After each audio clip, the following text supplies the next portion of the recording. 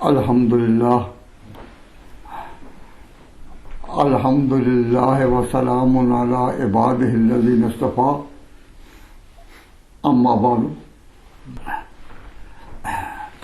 کل سے کتاب الصحابہ کا عنوان شروع ہو چکا ہے۔ اس کے بارے میں آج کچھ اصولی فیصلے آپ نے کرنے ہیں کہ جب ہم نبی پاک صلی اللہ علیہ وسلم کی امت کا ذکر کرتے ہیں تو کیا اس لفظ کی دلالت براہ راست صحابہ پر ہے؟ جب بھی ہم بات کریں امت کی تو اس کی دلالت، لفظ امت کی دلالت اور اس کا اطلاق صرف صحابہ پر ہے یا نہیں؟ اس کا جواب یہ ہے کہ نہیں۔ جب ہم امت کا لفظ استعمال کرتے ہیں تو اس سے مراد ہوتی ہے احاد امت، امت میں کوئی بھی ہو، احاد امت۔ اور اللہ تعالیٰ نے صحابہ کرام کا نام قرآن کریم میں احاد امت کی طرح، عام امت کی طرح ان کو عام امت میں نہیں رکھا، ان کو کہا امت وسط۔ تو امت وسط کا لفظ جو ہے وہ عام امت سے مختلف ہے۔ آپ کون ہیں؟ آپ امت ہیں، اور صحابہ امت وسط ہے۔ ان کے لیے جب تک یہ امت وسط کا ٹائٹل ممتاز طور پر مسلمانوں کے ذہن میں نہیں آئے گا، وہ ان کو سمجھیں گے کہ یہ بھی اسی طرح جس طرح کہ عام امت ہے۔ تو عام امت کا لفظ جو ہے نا وہ بطریق عموم تو ان کو شامل ہو سکتا ہے، لیکن خاص وہ مراد نہیں ہوتا۔ یہ ہے بنیادی چیز۔ اس پر اگر پڑاؤ ڈال کر بیٹھ جائیں کہ ہم نے اس سے ہلنا نہیں کہ صحابہ عام امت کی طرح نہیں، صحابہ عام احاد امت میں سے نہیں، ان کا نام قرآن کریم میں رکھا ہے امت وسط۔ اس کے لیے دلالت کیا ہے؟ دوسرا پارہ جب شروع ہوتا ہے تو وَكَذَلِكَ جَعَلْنَاكُمْ أُمَّةً وَسَطًا، کہ ہم نے اس وقت کے مسلمانوں تم کو بنایا امت وسط، لِتَكُونُوا شُهَدَاءَ عَلَى النَّاسِ، تاکہ باقی جو قومیں ہیں دنیا کی، مشرق میں ہو یا مغرب میں، شمال میں ہو یا جنوب میں، ان سب کے لیے تم اللہ کے دین کے گواہ بنو گے۔ تو صحابہ کہاں آگے درمیان میں کہ شہداء علی الناس، باقی سارے لوگوں پر یہ گواہ بنے گے، امت وسط اور اللہ کے دین کے گواہ ہے۔ اور ان پر کون گواہ ہے؟ رسول ان پر اللہ کے دین کا گواہ ہے، ان پر، اور تم گواہ ہو باقی امت پر۔ تو کیا ہوا کہ یہ صحابہ کا ایک سٹیٹس ہے، وہ کیا؟ اس آیت کی روح سے صحابہ کرام قبلہ اقوام ہیں، قبلہ اقوام ہیں، ساری دنیا کے قبلہ ہیں، اور ان کے لیے قبلہ کون ہے؟ حضور کی ذات۔ تو جب تک صحابہ کرام کو آپ یہ نہ مانیں کہ وہ باقی دنیا کے ساری قوموں کے لیے، باقی ساری دنیا کی قوموں کے لیے وہ اس درجے میں ہے کہ صحابہ کو جب اللہ نے کہا وَكَذَلِكَ جَعَلْنَاكُمْ، ہم نے بنایا تمہیں امت وسطا، امت وسط، لِتَكُونُوا شُهَدَاءَ عَلَى النَّاسِ، تاکہ تم دنیا کی ساری قوموں کے لیے قبلہ بنو۔ تو جیسے قبلے کا رخ کیا جاتا ہے خدا سے نسبت قائم کرنے کے لیے، ہم جب قبلے کا رخ کرتے ہیں تو کیا غرض ہوتی ہے؟ کہ خدا سے ہماری نسبت قائم ہو۔ تو جس طرح یہ کعبہ جو ہے، کعبہ ہمارا قبلہ عبادت ہے، صحابہ قبلہ اقوام ہے۔ اسی درجے میں جب تک ان کو قبلہ اقوام نہ مانا جائے، لِتَكُونُوا شُهَدَاءَ عَلَى النَّاسِ وَيَكُونَ الرَّسُولُ عَلَيْكُمْ شَهِيدًا، یہ اور امت وسط کا مقام نہیں سمجھا جا سکتا۔ تو جو علماء ہیں اور جو دینی علم رکھتے ہیں ان کے لیے یہ ضروری ہے کہ اپنے حلقوں میں یہ ٹن یہ اشتراک پھیلائیں کہ صحابہ احاد امت کی طرح نہیں ہے. یہ کیا ہے؟ یہ جس طرح تمہارے لیے کعبہ یہ قبلہ ہے عبادت کا، تو صحابہ کرام جو ہے وہ قبلہ اقوام ہے. سب دنیا کو دین پہنچے گا تو ان کے ذریعے، یہ کوئی ان کے ذریعے نہیں، وہ دین ہی نہیں. تو اب میں نے دیکھا ہے ہمارے علماء کے طبقے میں بھی اور دینی مدارس میں بھی صحابہ کے لیے یہ امتیازی اصطلاحیں نہ بیان ہوتی ہیں، نہ پڑھاتے ہیں، نہ بتلاتے ہیں، نہ استعمال کرتے ہیں. تو ہم حیران ہوتے ہیں.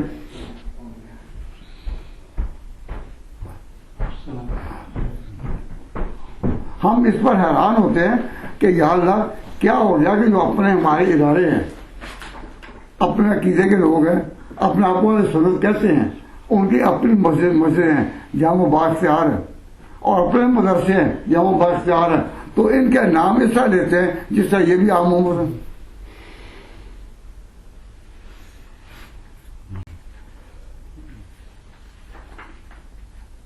اب میں ایک بات عام طور پر کہا کرتا ہوں کہ حضور صلی اللہ علیہ وسلم مسجد میں نماز پڑھا رہے تھے اور صحابہ کو پورا یقین تھا کہ ہم قبلے کی طرف ہیں. تو نماز کے دوران میں حضور نے قبلہ بدل لیا، حکم آ گیا کہ اب قبلہ ادھر ہے، تو حضور ادھر مڑ گئے. تو صحابہ کے ذہن میں پہلے کیا تھا کہ قبلہ کون سی جگہ ہے؟ کعبہ، بیت المقدس. یعنی صحابہ کے دلوں میں یہی تھا نا کہ قبلہ ادھر بیت المقدس ہے. لیکن جب حضور نے خود کر لیا تو معلوم ہوا کہ صحابہ قبلے کو نہیں دیکھتے تھے، قبلہ نما کو دیکھتے تھے. حضور قبلہ نما سے قبلہ ہے کدھر؟ پہلے بھی اگر بیت المقدس رخ کرتے تھے تو حضور نے بتایا ہوا تھا. اب جب وہ ادھر ہو گئے تو یہ بھی حضور نے. تو میں کہا کرتا ہوں کہ صحابہ کرام جو ہے وہ اس وقت مسجد القبلتین میں یہ دیکھتے نہیں تھے کہ قبلہ کدھر ہے، وہ دیکھتے تھے قبلہ نما کدھر ہے. قبلہ نما کون ہے؟ حضور کی ذات. تو جس طرح حضور کی ذات قبلہ نما ہے اور قبلہ ہمارا اب کعبہ ہو گیا، اسی طرح صحابہ کرام جو ہیں وہ اقوام عالم کے لیے قبلہ ہے. تو وہ قبلہ ہے. اگر حضور قبلہ نما ہے تو صحابہ وسطاً لتکونوا شہداء علی الناس، تمام دنیا کی قوموں کے لیے قبلہ نما ہے. بات سمجھے کہ نہیں؟ اب یہ باتیں جو ہے میں اب قرآن سے کہہ رہا ہوں، وَكَذَلِكَ جَعَلْنَاكُمْ أُمَّةً وَسَطًا، اور وسط کے معنی اس کی روشنی میں اور عربی زبان میں بھی بہتر کے آتے ہیں. بہتر، وسط کے معنی بہتر. یہ جو کہا خیر الامور اوسط ہوا، درمیانہ مقام دینا وہ خیر الامور ہوتا ہے. تو وسط کے معنی بہترین کے بھی ہوئے. اور کن وسطن لوگوں میں بلانے وسط ہو کر رہو، یہ اچھے ہو کر رہو، تو وسط کے معنی بھی ہے. تو فرمایا کنتم خیر امت اخرجت للناس، یہ جو ہے نا وَكَذَلِكَ جَعَلْنَاكُمْ أُمَّةً وَسَطًا، یہ آیت کہاں ہے؟ یہ دوسرے پارے میں. اور کہاں؟ جہاں تحویل قبلہ کا مسئلہ آیا. اللہ تعالیٰ نے دوسرا پارہ کہاں سے شروع کیا ہوا ہے؟ سَيَقُولُ السُّفَهَاءُ مِنَ النَّاسِ، بیوقوف لوگ کہیں گے کہ ما ولاہم، کس چیز نے پھیر دیا مسلمانوں کو، عن قبلتہم التی کانوا علیہا، اس قبلے سے جس پر وہ پہلے تھے. قل للہ المشرق والمغرب، کہہ دو کہ اصل اللہ کی ذات ہے جس کی باتوں میں کرنی ہے، اور مشرق اور مغرب جہتے ہیں نا، ڈائریکشن ہیں، یہ جہتے ہیں. تو جدھر حکم ہوگا ادھر منہ کر لیں گے. تو جہتیں بدل سکتی ہیں لیکن اصل اللہ جس کی تمہیں بات کرتے ہو. سَيَقُولُ السُّفَهَاءُ مِنَ النَّاسِ مَا وَلَّاهُمْ عَنْ قِبْلَتِهِمُ الَّتِي كَانُوا، قل آپ کہہ دیں للہ المشرق والمغرب کہ تمام جہاد وہ اکثر نہیں، وہ بنیاد نہیں، بنیاد پر یاد رہا بے شک للہ المشرق والمغرب یہدی من یشاء الی صراط مستقیم. اس کے بعد وَكَذَلِكَ جَعَلْنَاكُمْ أُمَّةً وَسَطًا، اسی طرح جس طرح اللہ نے اس قبلے کو اس قبلے سے بدلا ہے، اسی طرح اب اللہ تعالیٰ نے بنو اسرائیل کی قیادت ختم کر دی. اب اس کے لیے بنو اسماعیل جو ہے وہ قبلہ بنے گے. پہلے پوری دنیا کو رہنمائی ملتی تھی اسرائیل سے، اب ان ملے گی بنو اسماعیل سے. تو اسی کے ساتھ یہ تحویل قبلہ کی بحث میں اس بات کو لانا کہ اس سے پتہ ہے اللہ تعالیٰ جس طرح قبلے کو قبلے سے بدلتا ہے، قوموں کو قوموں سے بدلتا ہے. تو بنو اسرائیل کی قیادت ختم، اب بنو اسرائیل کی قیادت قوموں سے بدلتا ہے. تو جس قوم سے اللہ تعالیٰ نے پہلی قوم کو جو اللہ کے دین کے نشان تھی وہ بدلا، وہ قوم خود کبھی گمراہ ہو سکتی ہے؟ کیونکہ پہلے قوم ایک قائم تھی، جب وہ رستے سے بھٹکی ان کی قیادت ختم، اب نئی قوم لائے گی.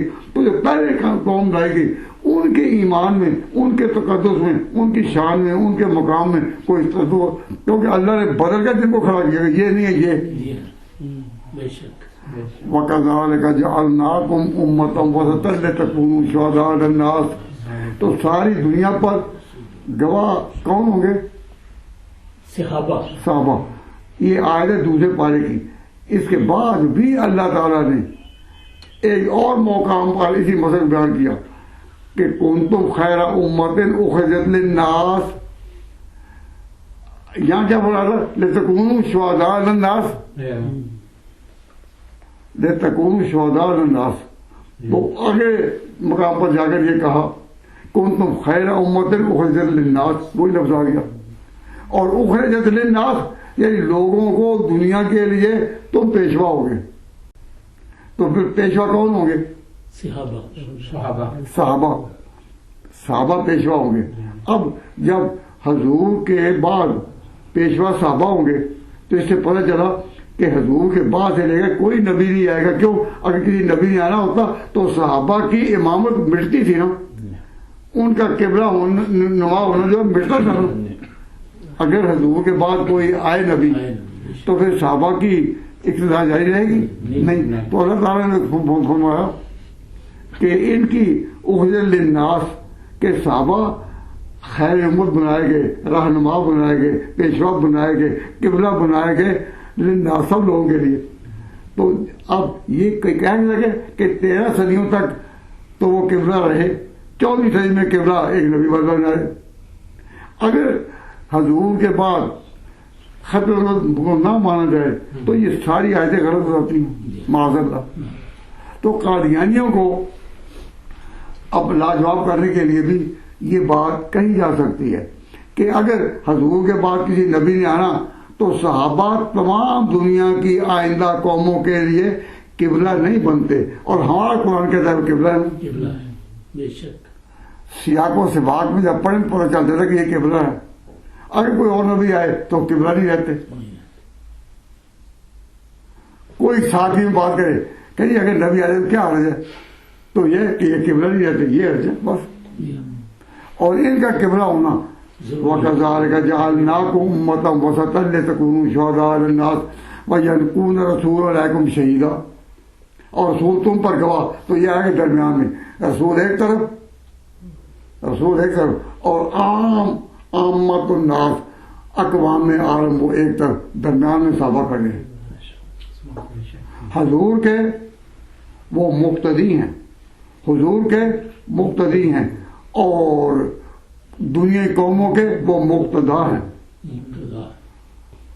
حضور کے مقتدی ہیں صحابہ اور اقوام عالم کے مقتدا ہیں.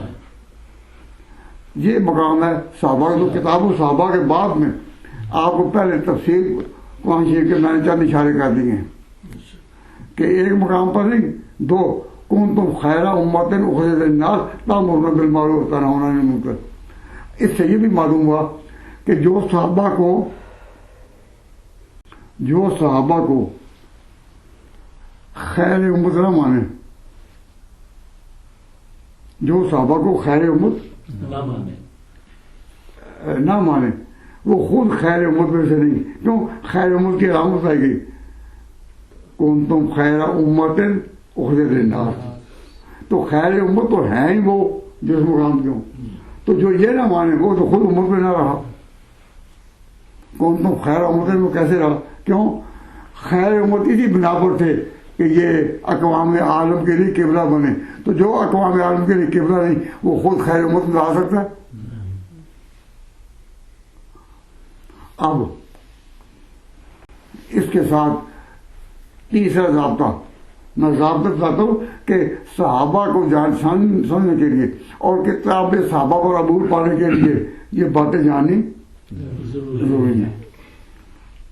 اب میں جو بات کہتا ہوں سنیے کہ صحابہ کے بارے میں جب یہ معلوم ہو گیا کہ ان کا مقام یہ ہے تو دوسرا پوائنٹ ہے کہ صحابہ بدعت کا موضوع نہیں. صحابہ بدعت کا موضوع نہیں. بدعت کی حد کہاں سے شروع ہوتی ہے؟ صحابہ کے بعد سے. تابعین سے بدعت کی حد شروع ہوتی ہے صحابہ کے بعد سے. یہ جو قاعدے ہیں یہ ہمارے اصول کی کتابوں میں جو عقائد کی نظریات کی اسلامی نظریات کی کتابیں ہیں ان میں یہ اصول لکھے اور ان کے یہ خود بڑے بڑے ائمہ دین نے یہ بات کہی ہے کہ صحابہ جو ہے وہ بدعت کا موضوع نہیں. مجھے یاد آ رہا ہے کہ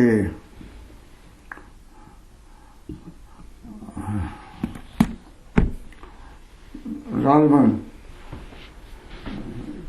کہنے والا کون ہے وہ مجھے نام یاد ہے. کل عبادت لم يتقبلها اصحاب رسول اللہ صلی اللہ علیہ وسلم فلیس عبادت. ہر عبادت جو کسی صحابی سے منقول نہیں تو کل عبادت ہر عبادت لم يتعبدها اصحاب رسول تو حضور صلی اللہ علیہ وسلم صحابہ نے جیسے وہ عبادت ثابت نہیں وہ عبادت ہے ہی نہیں. یعنی عبادت کا معیار یہی ہے کہ صحابہ نے اس طرح عبادت کو اپنایا ہو. تو جو بدعت ہے وہ کب سے شروع ہوگی؟ صحابہ کے عمل کے بعد سے. صحابہ خود بدعت کا موضوع نہیں. وہ جو کریں جو کہیں وہ اللہ رسول کی بات ہے. بات کا کوئی آدمی بات کرے تو اسے پوچھ سکتا ہے کہ اس کی دلیل کیا ہے، سوال کیا ہے. صحابی کو نہیں پوچھنا کیونکہ صحابی خود دین کی آواز ہے. تو بدعت کی حد کہاں شروع ہوتی ہے؟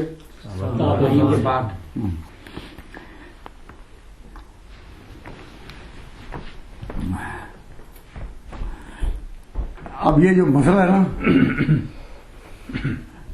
کہ بدعت کا موضوع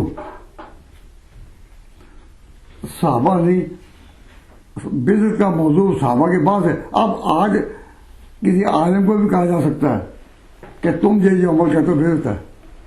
کسی فرقے کو بھی کہا جا سکتا ہے، کسی فرد کو بھی کہا جا سکتا ہے یا بدعت ہے یا بدعت نہیں ہے. لیکن صحابہ کی بات کے بارے میں یہ نہیں کہا جا سکتا کہ یہ بدعت ہے یا نہیں. وہ بدعت کا موضوع ہی نہیں. اب میں اس کے لیے ایک بات کہتا ہوں جو امام بخاری رحمۃ اللہ علیہ کی روایت سے مترشح ہوتی ہے، لیکن حدیث کے اور ابواب اور حوالے ساتھ ملائے جائیں تو بات اور نکلتی ہے. مثلا حضرت عمر رضی اللہ تعالیٰ عنہ نے اپنے وقت میں پورا مہینہ رمضان میں تراویح قائم کی. حضور سے پورا مہینہ ثابت نہیں، آپ نے صرف 3 رات تراویح پڑھی. حضور نے حضرت عمر نے پورا مہینہ قائم کی. تو جب ان سے پوچھا گیا کہ یہ کیا تو آپ نے فرمایا نعمت البدعۃ ھذہ، کہ یہ نعمت البدع ہے، یہ نئی چیز اچھی ہے، ممنوعات میں سے نہیں۔ نعمت البدعۃ، یہ نئی چیز جو ہے تو اچھی ہے، وہ جو بدعت معروفہ ہے کہ اسلام میں جو منع ہے یہ اس میں نہیں آتی، تو کہا نعمت البدعۃ ھذہ۔ تو یہ حضرت عمر نے نہیں کہا تھا، بخاری کی روایت سے پتہ چلتا ہے کہ حضرت عمر نے کہا کہ نعمت البدعۃ ھذہ، اور یہ انہوں نے یہ نہیں کہا تھا، مگر ایک سوال کے جواب میں الزامی طور پر ایک شخص نے سوال کیا کہ حضور یہ تو نئی چیز ہے، بدعت ہے، تو آپ نے یہ اسلام میں کا اعلان کر دی۔ تو آپ نے فرمایا اچھا اگر یہ بدعت ہے تو نعمت البدع، یہ لفظ کہا تھا اگر یہ بدعت ہے تو پھر یہ نعمت البدعت ہے، وہ بدعت نہیں جو بدعت ممنوع ہے۔ تو یہ جواب جو ہے اس میں حضرت عمر رضی اللہ تعالیٰ نے خود اس کو بدعت کہا ہے یا کہا اس نے تھا؟ آپ نے الزامی طور پر کہا ہے کہ اگر تمہاری بات ہو تو پھر یہ وہ بدعت نہیں جو بدعت ممنوع ہے۔ جی فرق سمجھے کہ نہیں؟ ہاں جی، تو الزامی جواب الزامی ہوتا ہے جو دوسرے کے، الزامی جواب کسے کہتے ہیں؟ جو مخالف کے مسلمات کے مطابق ہو، خود وہ ٹھیک ہو یا نہ ہو، لیکن اس کی تسلیم کہ اگر تم یہ کہتے ہو تو یوں ہے۔ تو تحقیقی جواب اور الزامی جواب میں یہی فرق ہے، تحقیقی جواب ہوا جو حقیقت پر مبنی ہے، الزامی وہ جو مسلمات مخاطب کے مطابق ہے، واقعہ میں صحیح ہو یا نہ ہو۔ تو یہ لفظ ان کانت ھذہ لبدعۃ فنعمت البدعۃ ھذہ، کہ اگر یہ بدعت ہے تو بدعت وہ ہے جو کہ نعمت البدعت ہے، یہ وہ نعمت بدعت نہیں جو بدعت محرمہ ہے، جو ناجائز ہے۔ اس سے بعد بریلوی علماء یہ کیا کرتے ہیں کہ جی بدعت حسنہ جائز ہے۔ بھائی جب حضرت عمر یا صحابہ بدعت کا موضوع ہی نہیں تو حسنہ یا بدعت حسنہ یہ قید کہاں سے آ گئی؟ تو یہاں لفظ ہے نعمت، تو نعمت ہے بدعت، یہ امت میں کوئی اس طرح زیر بحث کبھی آئی ہے؟ یہ بحث کرتے ہیں بدعت حسنہ بدعت سیئہ۔ تو یہ جو تیسرا لفظ ہے نعمت البدعۃ، یہ کوئی اصطلاح نہیں بنی، یہ اصطلاح نہیں بنی، یہ الزامی جواب کے وہی بات دہرائی گئی، اس نے کہی انہوں نے دہرا کر کہا کہ اچھا یہ وہ ہے، تو پھر یہ نعمت البدع ہے، بدعت محرمہ یا بدعت معروفہ یا جس بدعت ممنوعہ جس اسلام نے کہ یہ وہ نہیں۔ تو پھر براہ راست دعویٰ نہیں کیا جا سکتا کیا تم نے اس کو بدعت کہا ہے۔ جواب کیا ہے کہ انہوں نے الزامی طور پر کہا ہے۔ تو یہ پوری روایت جو ہے وہ مولانا شبیر احمد عثمانی رحمۃ اللہ علیہ نے صحیح مسلم کی شرح فتح الملم میں نقل کی ہے کہ اصل بات یہ ہے کہ یہ ایک سوال کے جواب میں آپ نے کہا تھا ان کانت ھذہ لبدعۃ فنعمت البدعۃ ھذہ۔ اب جب کبھی یہ باتیں سامنے آئیں تو علماء کے سامنے تو یہ بات ہونی چاہیے نا کہ صحیح بخاری میں جو روایت ہے یہ پوری نہیں ہے، پوری دوسری کتابوں سے دوسری سندوں سے ہے، اور وہ شارحین صحیح مسلم نے وہ نمایاں کر دی۔ بات سمجھ میں آ گئی نا؟ جی اب لفظ ایک لفظ آپ کے سامنے لاتا ہوں کہ ایک بار شیعہ کی عام عادت ہے کہ صحابہ کے خلاف کوئی بات ذرا ایہام بھی پیدا کرے، ذرا وہم بھی پیدا کرے تو وہ اس کو بالکل نوٹ کرتے ہیں، اور مسلمانوں کے بھرے مجمع میں وہ اس طرح اس کو پیش کرتے ہیں کہ لوگ سننے والے جو ہیں، خاص طور سنی نوجوان جنہوں نے مطالعہ نہیں کیا ہوا، ان کے ایمان ہل جاتے ہیں۔ اب میں ایک روایت آپ کے سامنے پیش کرتا ہوں، آپ کے سامنے بھی وہ پیش کی جائے تو آپ کے ایمان ہل جائیں گے فوراً کہ ہیں اتنی بڑی بات. تو ان سے بچانے کے لیے، مسلمانوں کو خطرے سے بچانے کے لیے اور اہل سنت کے درجے میں لانے کے لیے، شیعہ کے وسوسوں کو دور کرنے کے لیے، یہ باتیں لوگ زبانوں لکھے میں نہیں، لوگ زبان کا ہر وقت آپ کی زبانوں کو جائز ہیں. یہ کیا مطلب کہ درس میں سن لیا یا لکھ لیا، بس عام عادت بناؤ. اگر دین میں رہنا ہے اور اہل سنت ہو کر رہنا ہے تو ان کو عادت بنانی چاہیے. اب میں وہ بات کرنے لگا ہوں تو میں جب کسی بڑے مجمع میں یہ بات کرتا ہوں تو کہتا ہوں بھائی مجلس سے اٹھ جائے پہلے جسے جانا ہے، لیکن جب میں اس موضوع کو اٹھاؤں گا پھر کوئی نہ جائے. کیوں؟ اس لیے کہ میں بات کہوں گا وہ غلط بات لے کر چلا جائے اور جواب کسی کو آئے نہ آئے.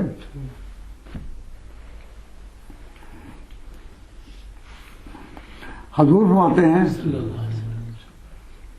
کہ میں جب حوض کوثر پر کھڑا ہوں گا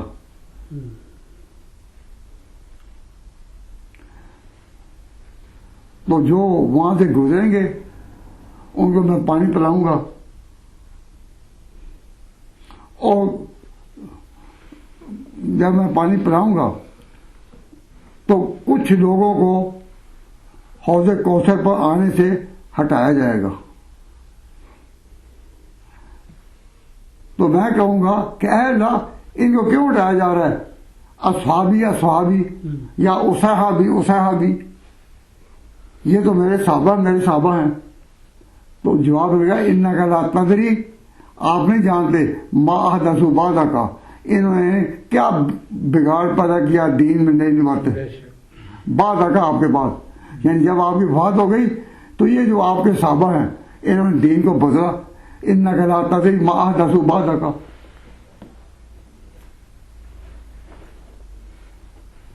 تو جب آپ نے یہ کہا لا یردن علی اصحابی کہ کچھ اصحاب آئیں گے میرے پاس حوض کوثر میں ان کو جو پانی پلانے لگوں گا فیحال بینی وبین، تو ایک پردہ حائل کر دیا جائے گا اور مجھے کہا جائے گا انک لا تدری ما احدثوا بعدک، آپ نہیں جانتے.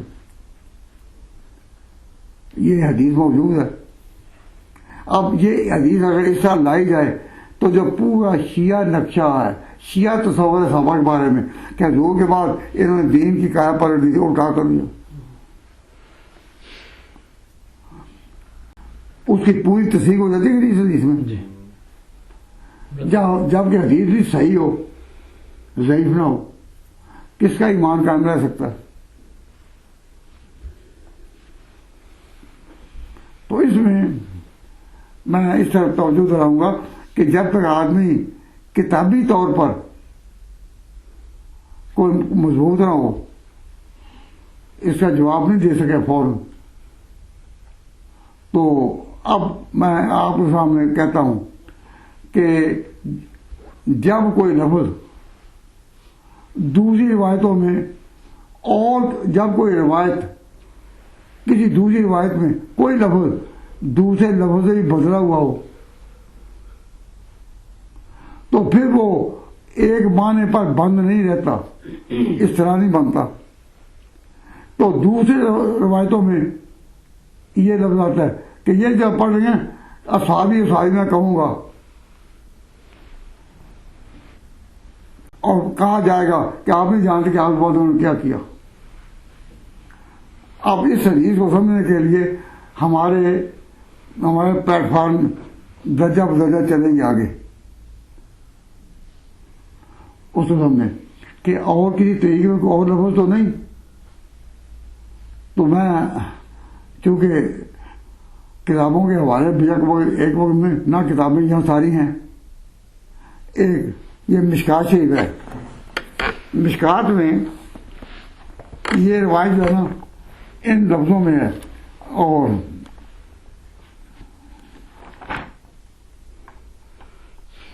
یہ جو روایت میں نے پہلے پڑھی ہے نا انک لا ما احدثوا بعدک، یہ ہے صحیحین کی بخاری مسلم میں.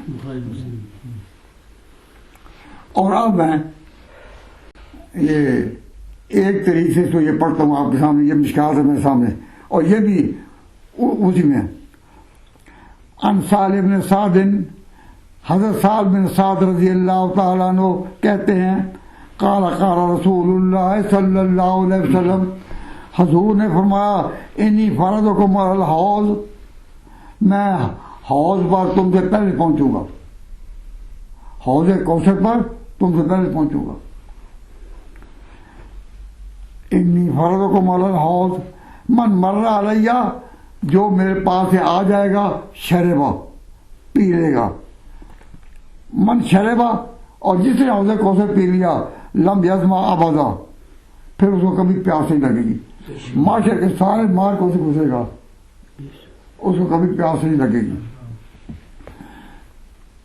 لا یردن علیہ اقوام عارفہم، مجھ پر کچھ قومیں لائی جائیں گی، اقوام عارفہم، کچھ قومیں لائی جائیں گی، عارفہم، میں ان کو پہچانوں گا، وہ یعرفوننی، اور وہ مجھے پہچانیں گے، میں ان کو پہچانوں گا، وہ مجھے پہچانیں گے. ثم لائی جائیں گے، ثم یحال بینی و بینہم، پھر میرے اور ان کے درمیان کوئی رکاوٹ کھڑی کر دی جائے گی، پردہ کر دیا جائے گا. فاقول، تو میں کہوں گا اللہ کے حضور میں کہ یہ جو لوگ آئے تھے، فاقول انہم منی، میں کہوں گا کہ یہ تو میرے آدمی ہیں. فیقال، تو مجھے کہا جائے گا انک لا تدری ما احدثوا بعدک، آپ نہیں جانتے کہ انہوں نے آپ کے بعد کیا کیا کیا. تو میں کہوں گا انہم منی، یہ میرے آدمی منی. تو منی کا لفظ دراز کرتا ہے کہ میرے آدمی سے مراد ہے حضور کے، کہ یہ میری امت میں سے ہیں، عام امت میں، یعنی حضور کے بعد سے لے کر قیامت تک یہ ساری امت کن کی ہے؟ حضور کی.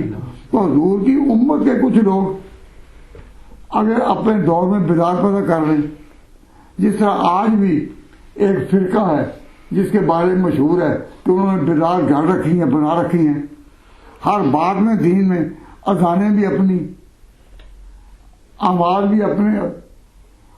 دوسرے علماء کہتے ہیں کہ تم میں یہ باتیں بدعت کے طور پر آ گئی ہیں، وہ کہتے ہیں نہیں یہ بدعت حسنہ ہیں یہ بات، لیکن اتنا مانتے کہ ہیں بدعت ہی. حسنہ اور سیاح کا جھگڑا تو ایک بات کی بات ہے نا، لیکن یہ تو مانتے ہیں کہ ہیں بدعت ہی. تو جب بدعت کے نام پر ایک پوری قوم کھڑی ہے، نہیں ایک پورا فرقہ کھڑا ہے، بلکہ وہ مسجدوں پر نشان لگا دیتے ہیں کہ یہ مسجد فلاں کی ہے، فلاں پتہ چل جاتا ہے کہ اہل سنت کی ہے یا اہل بدعت کی ہے. تو وہ قیامت تک کے لوگ کس کے ہیں؟ حضور کے. تو جب یہ عربی میں جب کہا جائے کہ منی میرے ہیں، تو اس کا مان یہ کہ حضور کے قیامت تک کے لوگ وہ اس میں آ سکتے ہیں. اب بتائیے کہ حضور نے جو کہا کہ اقوام من امتی، کہ میری امت کے، یہ الفاظ ہیں پہلے، منی تو آیا ہے بعد میں، تو پہلے لفظ ہے آپ نے فرمایا لا یردن علیہ اقوام، مجھ پر آئیں گے قومیں، قوم کئی قوم، عارفہم و یعرفوننی، میں ان کو پہچانوں گا، وہ مجھے پہچانیں گے. اور وہ علامات کیا ہیں جن سے پہچانے جاتے ہیں؟ کو جس نے کبھی وضو کیا تو وضو کے جو آثار ہوتے ہیں اس دن وضو سے پہچانے جائیں گے کہ یہ آپ ہی آدمی ہیں. لیکن وہ ایک وقت کے ہوں گے یا کئی وقت ہوں گے؟ وہ جو لوگ ہوں گے وہ کسی ایک صدی کے ہی ہوں گے؟ نہیں، اگر ایک صدی ہوں تو کہا جاتا قوم من قوم،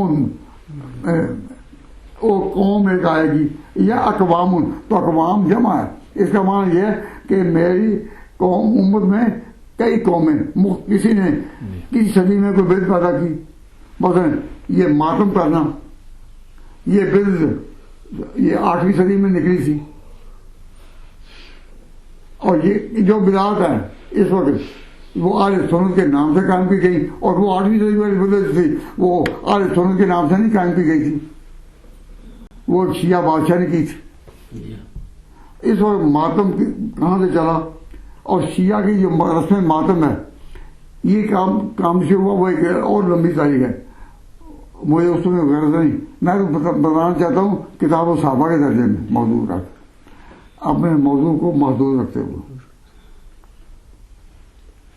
کہ حضور نے فرمایا کہ اقوام، کئی قومیں یعنی کئی مختلف اوقات کی، تو یہ ایک وقت کی قوم مراد نہیں، اگر حضور کے ہی دور کے لوگ مراد ہوتے تو پھر تو ایک قوم ہوگی، وہ اقوام تو نہ ہوئی، اقوام میں امتی کے ہمارے کئی لوگ، تو منی یہ اب یہ فرمایا محرم مشہور ہے کہ حضور صلی اللہ علیہ وسلم نے فرمایا کہ حسین منی وانا میرا حسین، تو حسین کے قائد قربت میں کہا، تو اس کے آج بھی ہم بھی کہہ سکتے ہیں کہ حسین ہم میں سے، ہم ان میں سے ہیں، یہ تو ہر کوئی کہہ سکتے، اس میں کسی وقت کی تخصیص نہیں۔ تو اب کسی ایک روایت میں بھی یہ بات ہو کہ میری امت کے لوگ لائے جائیں گے حوض سے، اور میں کہوں گا کہ یہ امتی ہیں، تو جب اصحابی کا لفظ ہے تو بعض روایات میں اصحابی، تو اصحابی کا معنی یہی ہے کہ یہ تو میری امت کے ہیں، خاص ٹیکنیکل ٹرم جو صحابہ کی ہے یہ اس کے بارے میں نہیں حدیث۔ اور یہ نا بعض اقا، تو بعض اقا سے مراد بھی یہ نہیں کہ آپ کی وفات کے بعد، بعض اقا کا معنی ہے کہ آپ کی نبوت کے بعد، اور وفات کے بعد سے ساری قوم مراد ہے، اسی وقت سے نہیں جو وفات کے وقت موجود تھے۔ تو اس کے جواب میں 3 مرحلے کہ کیا کسی حدیث میں اصحابی کے بغیر بھی یہ حدیث ہے؟ ہاں، اقوام یہ لفظ ہے۔ نمبر 2 کہ میں ان کو پہچانوں گا تو پہچاننا آثار سے ہے، ناموں سے نہیں، ناموں سے نہیں۔ تو معلوم ہوا کہ اس سے مراد وہ اہل بدعت ہیں جو اس دور میں یا اس سے پہلی صدیوں میں مختلف دور میں اٹھتے رہے، قدریہ، جبریہ، معتزلہ، قدریہ، جبریہ، معتزلہ، جہمیہ، روافض، خوارج، یہ سب اہل بدعت ہیں، اور سب کلمہ کو اپنے وقت میں کلمہ پڑھتے رہے۔ ان سب کے بارے میں یہ بات آ سکتی ہے کہ آپ کو علم نہیں، ان لا تدری ماذا، آپ نہیں جانتے، تو معلوم ہوا کہ اہل بدعت کا دعویٰ جو ہے نا کہ حضور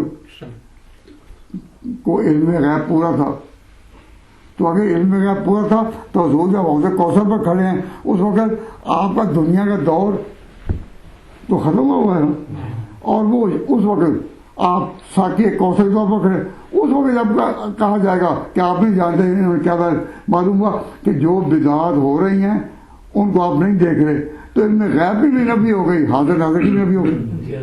اگر حاضر ناظر کی کوئی حقیقت ہوتی تو یہ کیوں کہا جاتا ان نگراتا ریمات صبح تھا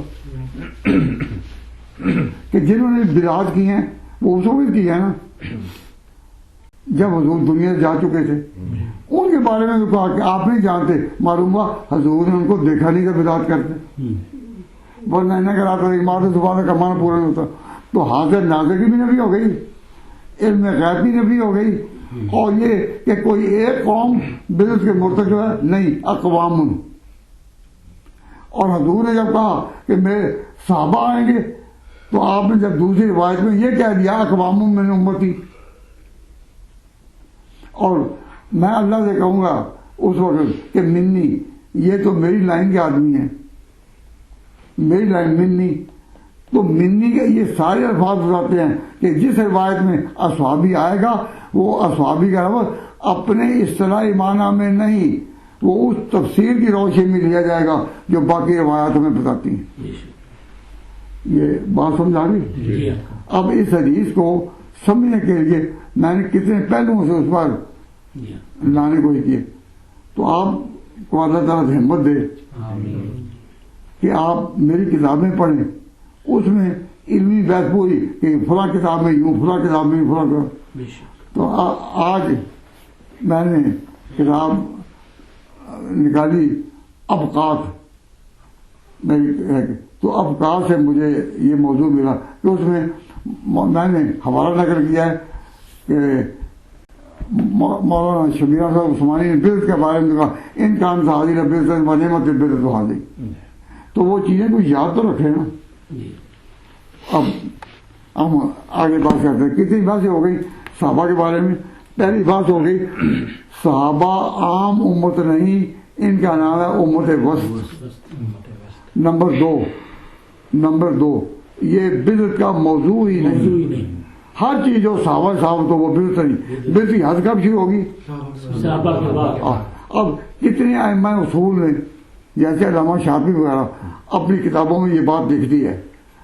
تو جو اصول کی کتابیں ہیں پچھلی معروف وہ بھی، اور جو اصول پر لکھی گئی جیسے موافقات شافعی وغیرہ ان میں یہ عبادت کہیں ملے گی کل عبادت، ہر وہ نیکی لم یتعبد اصحاب رسول اللہ جس کو صحابہ نے نیکی سمجھ کر نہیں کیا فلیسا عبادت، وہ نیکی ہی نہیں. وہ نیکی ہی نہیں. اس کا مطلب کیا کہ صحابہ کی ہر بات یا تو مباح ہوگی یا نیکی ہوگی. تیسری بات کہ وہ پھر تو یہ ہو ہی نہیں سکتا. اس لیے جب ہم موجودہ اہل بدعت کے بارے میں کوئی بات کہتے ہیں کہ یہ بدعت دکھاؤ تو یہ کہنا کہ کیا حضور نے ایسا کیا. ہمارا اعتراف یہ نہیں ہوتا. ہم جب ان کو دیکھتے ہیں ایسا کام کرتے ہم کہتے ہیں کیا صحابہ نے ایسا کیا. تو معلوم ہوا کہ یہ سوال کرنا کہ کیا حضور نے ایسا کیا، یہ سوال کرنا اہل سنت کا طریقہ نہیں. اہل سنت جب بھی کہے گا کہ کیا صحابہ نے ایسا کیا. تو اہل سنت کون ہے؟ صحابہ پر چلنے والے. اور جب کبھی دفاع کا موقع ہے تو اپنے دین کو لے جا کر if it is rightly backed to the Prophet, not rightly, it should be rightly traced back to صحابہ. کہ اپنے دین کو اپنے اعمال کو لے جاؤ پیچھے پیچھے پیچھے صحابہ تک پہنچاؤ، بس تمہارا کام ٹھیک ہے. یہ نہیں کہ صحابہ کے بعد نبی پر پہنچے. کیا ممکن ہے کہ صحابہ نبی کے خلاف چلے ہوں؟ قتل نہیں. اس لیے تو اہل سنت پر جانے جاتے ہیں کہ اہل سنت ہیں ہی وہ جو اپنے دین کے تمام اعمال کو روایتی طور پر پیچھے لے جا کر صحابہ پر لے جائیں. بس اگر صحابہ سے ثابت ہو گیا، کیونکہ اللہ نے دین صحابہ کے ثبوت کیا تھا تو کہا تھا نا الیوم اکملت لکم دینکم. تو یہ کون کہتے ہیں کہ جی نبی تک پہنچاؤ، جو آج جماعت اہل حدیث کے طور پر معروف ہیں. وہ ہمیشہ کہے کہ نبی کی بات ہے، نبی کی بات ہے. تو اہل سنت اور اہل حدیث پہچانے اس میں جاتے ہیں کہ اہل سنت اپنی ہر بات صحابہ تک پہنچا کے کہتے ہیں ہم آپ مطمئن ہیں. جماعت اہل حدیث کہتے ہیں کہ نہیں نبی تک پہنچاؤ ہمیں اطمینان نہیں، تو وہ اپنی جماعت دوسری بن گئی. ہم ان پر اعتراض نہیں کرتے لیکن فرق بتاتے ہیں نا کہ کئی لوگ ہم سے پوچھتے ہیں کہ جی اہل سنت اور اہل جماعت اہل حدیث میں کیا فرق ہے. تو میں نے ان کی تردید کے بغیر فرق بتا دیا. اب صحابہ کے بارے میں کل ایک بات اس وقت ختم ہوئی تھی کہ جو صحابہ ہے نا، آخری بات جو وہ اہل مکہ میں سے نہیں ہو سکتے، کیونکہ جو اہل مکہ میں ہیں ان کے بارے میں کیا ہے کل آمن باللہ، ان میں ہر ایک ایمان رہا ہو گیا. تو اب اگر کوئی ان کو برا کہے تو ہم کہتے دین تو اس نے برباد کیا ہی، لیکن ہم اس پر فتویٰ نہیں لگا سکیں گے. کیوں؟ اس لیے کہ کوئی تعبیر وہ کرے تو تعبیر غلط بھی ہو تو شک کا فائدہ دے کر تعبیر کا اس پر انتقامی کارروائی یا نہیں کی جائے گی، اللہ پر اس کو چھوڑ دیا جائے گا. لیکن یہ مانا جائے گا کہ ان کی تعبیر غلط ہے بس. لیکن آگے فیصلہ کرنا کیا وہ کافر ہو گیا یا مرتد یا اس پر مرتد کا قانون جاری کیا جائے، اس میں کہا کہ تعبیر کی گنجائش اس میں رعایت کر دیں. تو رعایت کس میں ہے؟ سزا دینے میں. حکم کرنے میں رعایت نہیں. حکم کی رعایت ہے وہ باہر نکل چکا. اب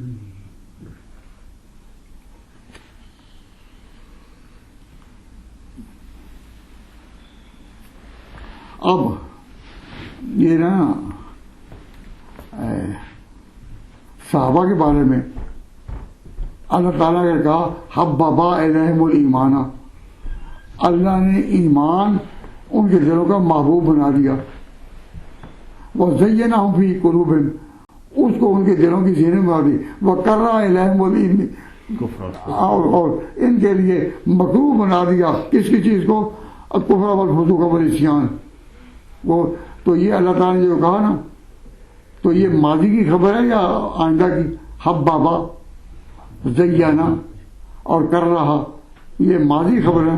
تو اللہ نے ان کے دلوں کے جو حالات تھے ماضی میں، پہلے اللہ تعالیٰ نے اپنی وحی میں اس کو نمایاں کر کے قرآن میں بیان کر دیا۔ اب ہم یہ کہتے ہیں کہ صحابہ کرام نظر نبی پاک صلی اللہ علیہ وسلم کی صحابیت کا صدقہ، ایسے کہ ان کی طبیعت اور شریعتیں جو ہو چکی تھی، طبیعت اور شریعت، یعنی ہم جس چیز کو قانون کہتے ہیں وہ ان کی فطرت کی آواز ان کی طبیعت تھی۔ تو جب ان کے بارے میں کہا کہ طبیعت اور شریعتیں جو ہوئی، تو اس امت میں بعض لوگ جو ہیں، بعض افراد ایسے درجوں سے نوازے گئے الگ طرف سے کہ ان کی شریعت اور طبیعت بھی ایک ہوئی، اور اپنے مطالعہ کی روشنی میں تھوڑی بہت میں یہ بھی عرض کرتا ہوں کہ ہمارے بزرگوں میں مولانا رشید احمد صاحب گنگوہی، وہ اس مقام پر تھے کہ ان کی طبیعت شریعت ایک ہو چکی تھی۔ ان پر ان کے مرشد حاجی امداد اللہ صاحب نے لکھا کہ کافی عرصہ ہوا آپ کے حالات کی خبر نہیں آئی، تو مریدین اور خلفاء کے ذمہ ہوتا ہے کہ وہ اپنے مرشد سے رابطہ قائم رکھیں، تو آپ کی کوئی اطلاع نہیں آئی، تو انہوں نے آپ نے اپنے حالات لکھے، تو مولانا نے مرشد کو خط لکھا، یہ بے حال اپنا حال کیا جانے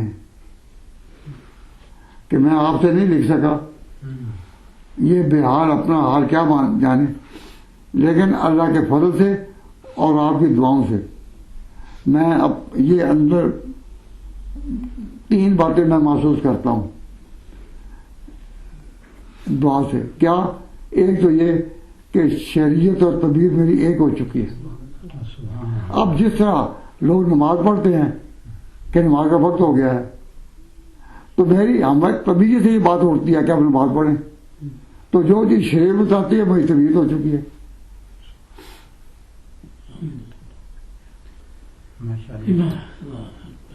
فرمایا کہ حدیث کی کتابوں میں جو روایات ہیں صحابہ کرام کے اعمال مختلف کی، کبھی وہ ہے کبھی وہ، ان میں مجھے کوئی ٹکراؤ نظر نہیں آتا، ہر ایک میں مطابق، حالانکہ ظاہری شکل میں اس کا عمل کچھ ہے، اس کا عمل، لیکن مجھے سب ملا جلا ان روایات میں مطابقت ہی نظر آتی ہے، مجھے کہیں ٹکراؤ نظر نہیں آتا۔ اور تیسری بات یہ لکھی، فرماتے ہیں کہ میرے لیے کوئی مدح کرے کہ حضرت بڑے بزرگ ہیں، یا کوئی مجھے برا کہے تو میرے لیے ایک ہی جیسا ہے، میری مدح اور ذم میرے لیے برابر ہے۔ اب ہماری جو تعریف کرے ہم خوش ہوتے ہیں، جو برائی کرے ہم ناراض ہوتے ہیں، تو ان کی بھی برائی کرنے والے اور ان کو ہٹا کے فرمایا کہ فرماتے ہیں آخر ما یاخذ من رؤوس صدیقین، اللہ تعالیٰ جن کو صدیقیت کا مقام دیتا ہے وہ یہ آخر ما یاخذ من، جو چیز آخری نکلتی ہے وہ کیا ہے؟ حب الجاہ، کہ لوگوں میں یہ بات چلے کہ میرا مرتبہ بڑا ہے، یہ آخری چیز ہے جو نکلتی ہے۔ اس کے بعد اللہ تعالیٰ صدیقیت کی کا سایہ ان کو ڈال دیتا ہے، ان پر ابو بکر صدیق کی اثرات آنے شروع ہو جاتے ہیں۔ آخر ما یاخذ من رؤوس صدیقین حب الجاہ، فرمایا ولا یجد لذت الفقر، اور فقر اور تصوف کی وہ شخص لذت نہیں پا سکتا، ملم جس کے وہ فقر کی لذت بھی نہیں پا سکے گا، فقیری کی دولت نہیں پا سکا. ملم یستو عند المدح والذم کہ جس کے میں اس کی مدح اور اس کی برائی ایک نہ ہو جائے, ایک جیسے میرے ایک جیسے ہیں, کوئی پرواہ نہیں کوئی کچھ کرے. اس سے مقامی صدیقیت کا بھی اشارہ ہو گیا. تو آخر ما یخرج من الغرفۃ صدیقین بلجا ولا یجد لذۃ الفقر من لم یستو عند المدح والذم. تو صحابہ کے ہاں وہ تھے کہ جن کی شریعت اور طبیعت ایک سو تھی. اب جو لوگ دن رات عرب لوگ شراب پیتے تھے, تو جس دن شراب حرام ہو گئی, کیا نالیوں میں شراب پانی سے بہتی نہیں نظر آئی؟ تو معلوم ہوا اب وہ نالیوں میں بہے گی. طبیعت میں ذرا بھی مناسبت نہیں رہی, ورنہ انسان یہی کہتا ہے کہ چلو عیسائیوں کا بھیج دیں, عیسائی تو خرید لیں گے, لیکن نالیوں میں کیوں؟ طبیعت جب شہید ہو جائے تو پھر اعمال اسے سمجھ جاتے ہیں. وہ مالینا. آج یہ کتاب الصحابہ کا باب جو ہے وہ ختم ہوا.